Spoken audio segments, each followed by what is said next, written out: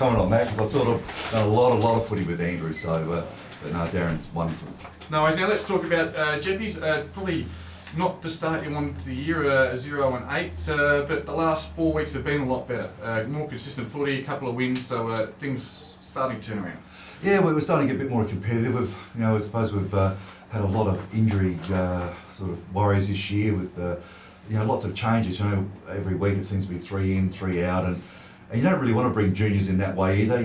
They sort of get rewarded because they're playing well in the Bs, but you certainly want them to come into a side that's got a lot of strength and they can sort of learn about Div 1 football rather than sort of filling a few gaps, which has been the case this year, and I think it's been hard on them as well. Yeah. Now, I mean, it looked like you were relegation, but it looks sort of signed, sealed and delivered at round 8, at 0-8. But Floscam haven't done too much in the last month. That must be, I guess, the goal at this stage, is it, to perhaps leapfrog them and stay in Division 1? Well, look, our biggest goal is just to really be competitive, and I think that's been the case this year. I mean, we've lost, even from last year, I think we lost, 8 players from the team that played in that final. So we lost a lot of players, and just were a little bit unable to recruit the players that we were hoping, and then we really fell short with time to get more players at the club.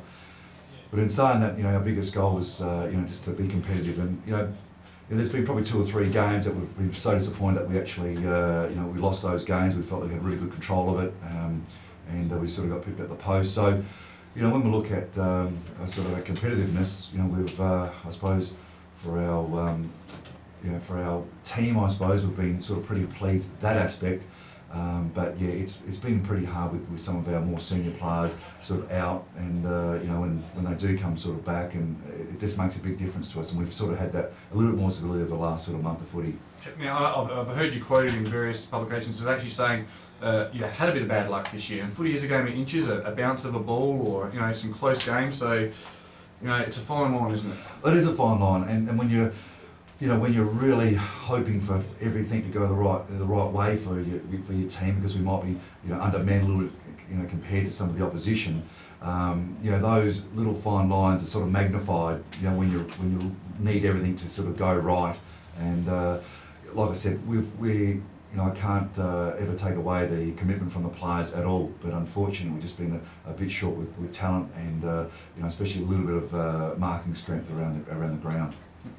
And you've seen all the other teams in the league now. Who are some of the better players that are running around that you've really got to keep an eye on each week? Well, I mean, we got the perfect example today. I mean, Lister's fantastic full forward, and was great against us in the first round. So we've got to sort of watch out for him today. We've got Ross Trevor today, and obviously Roberts from sort of Sacred Heart. I mean, you've got your sort of Philippos and Pavages from Henley.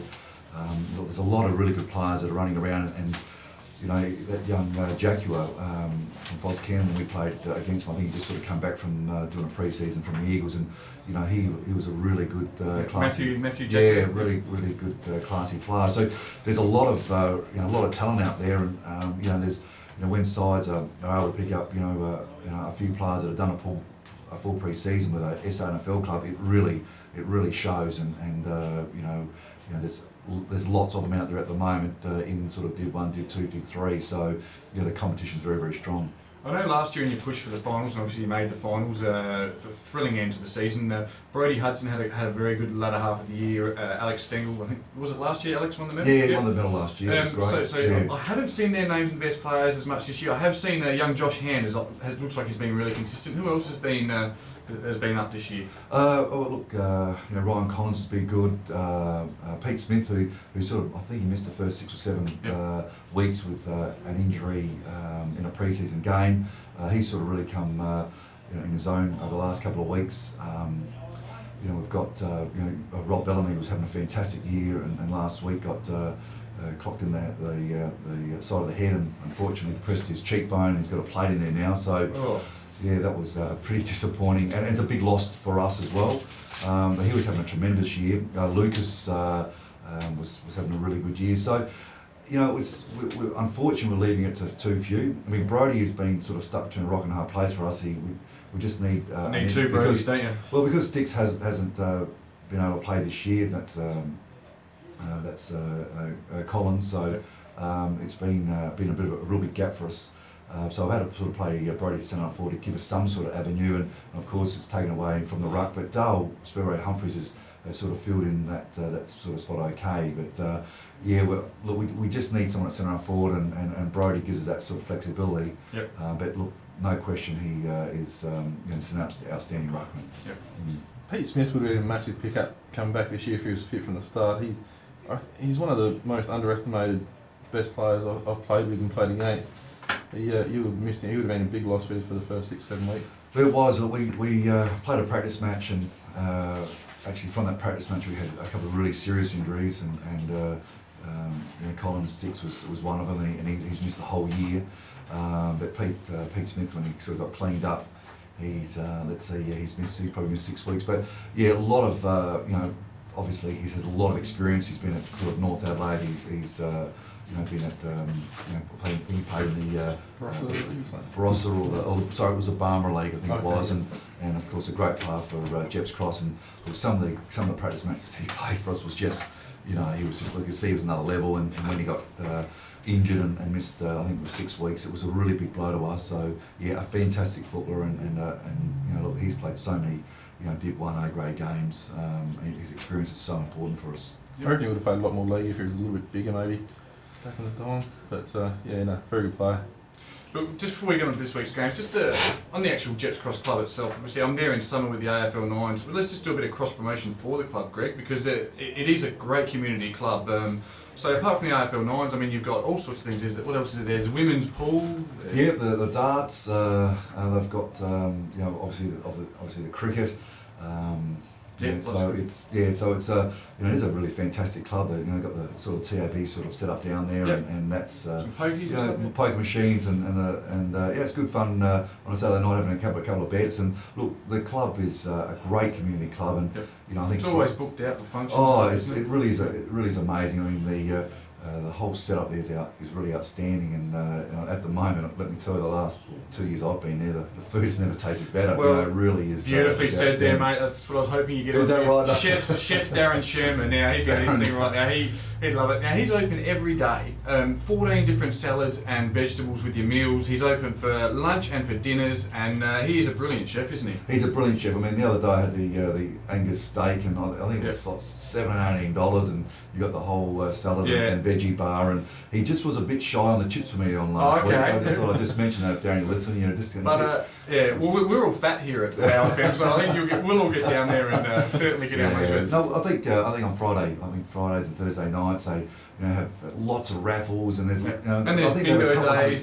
They do a couple hundred meals, so it is a big community club, and the community clubs who really support a lot of the junior development in football or cricket.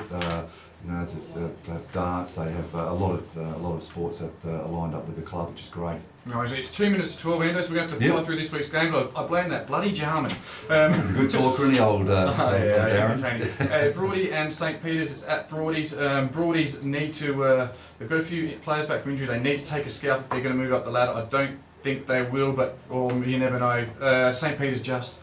Well, I give St Peter's. They were tough with us last week. We fought as hard as we possibly could, but just their depth and their strength was a real factor, and I think they'll probably just go to Broadies. Yep. Yeah, I think St Peter's got a couple of goals today. Yep. Gazer and Henley with Goodwood Saints right up Gazer's clacker. Gazer, they'd be chomping at the bit to make amends for some indifferent recent form, but Henley they just look too good. I think too good. I think their running power, their on-ball per grade is. I mean, look, I think they've got about 6 sort of not ex-Eagles players, because they are originally from Henley as juniors. And that's how they get onto the points. They they sort of come back to the club, and they've done a great apprenticeship in their SANFL, and at the moment they're pretty strong with their on-ball brigade. Down at Greenacres Oval, I think Greenacres, is it? Yeah, it is. Yeah, I think Henley will win. But I'm very impressed with Gazer this year, not having a home ground. I think it must be so hard. They're still in the 5, and I think it's very good for them this year. Salisbury North and Foss Camden. Now you'll obviously be backing for Salisbury North in this one, and Salisbury North coming off the loss should defeat Foss Camden at home. Well, they picked up a couple of good players just prior to the June 30th. And a couple of export guys, so I think they'll be too strong. Yep. Yeah, Salisbury North as well. Sacred Heart and Goodwood Saints at Sacred Heart. Sacred Heart coming off a game where they kicked 1 goal. Goodwood Saints on the rise. Goodwood Saints to be too strong. Goody Saints for me, too strong. Goody Saints coming in the finals at the right time. Yeah. I did get you the Salisbury North and Foss tip, didn't I? Yes. Oh, good. I thought I left you out then. And Gepps Cross and Ross Trevor. I wish we had more time for it, mate. Gepps Cross. Fantastic. All right, And of course, thanks Jim Drivers for being our number one supporter down at the Gepps Cross, and of course down at the Good Guys Gepps Cross. The Good Guys, Gepps Cross. That's all the sponsors you want to mention, mate. Well, I think we're running out of time. You can use sponsors, mate. You're an ex-AFL star, mate. Full rank on us. No, the Good Guys are fantastic for us. No worries. Look, wish you all the best for the rest of the year. Hopefully you can stay in Div 1. Obviously I'll be working there in summer and I want to work at Div 1 clubs. Yeah, we'll do our very best. Thanks for all your support with the AFL 9s, and I know as a person you're a top bloke, but the work you do at Gepps Cross is brilliant and everyone loves you there, and I hope you have all the success you deserve. Fantastic, thank you. No worries. Thanks, mate. You've been listening to 100.5 Wow FM Saturday Game Day.